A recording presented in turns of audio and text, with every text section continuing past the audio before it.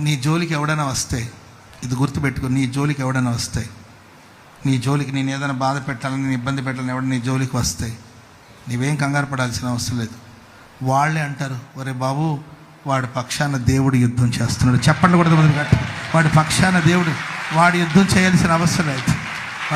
వాడేంటో మౌనంగా ఉన్నాడు, వాడికి ఎన్ని కష్టాలు వచ్చిన మౌనంగా ఉన్నాడు. ఏంటమ్మా నీ మౌనంగా ఉంటే ఇట్ట ముచ్చుగా ఉంటే తల్లి, మహాతల్లిలాగా ఉన్నావు, మాట్లాడి, నోరుందిగా మాట్లాడొచ్చు కదా. నువ్వు మాట్లాడకపోతే ఎట్లా? వాళ్ళు నిజం అనుకుంటారు కదా. నువ్వు మాట్లాడకపోతే నిజమే అనుకుంటారు. పిచ్చిదానా, మాట్లాడు. ఇప్పుడు మాట్లాడకపోతే ఎప్పుడు మాట్లాడు? నేను మాట్లాడాల్సిన అవసరం లేదు. నేను మాట్లాడితే నా గొంతు ఎంత పీల గొంతు, నా గొంతు పిచ్చిక గొంతు. నేనేం మాట్లాడతాను? నా పక్షాన నా దేవుడు నిలబడి మాట్లాడబోతున్నాడు. నా దేవుడు గర్జించబోతున్నాడు. నా దేవుడు గర్జించబోతున్నాడు. శత్రులు అంటారు వాడు యుద్ధం చేస్తున్నాడని కాదు, వారి పక్షాన దేవుడు యుద్ధం చేస్తున్నాడు. చెప్పండి కూడా మొదలు గట్టిగా, పారిపోదాం రండి, పారిపోదాం.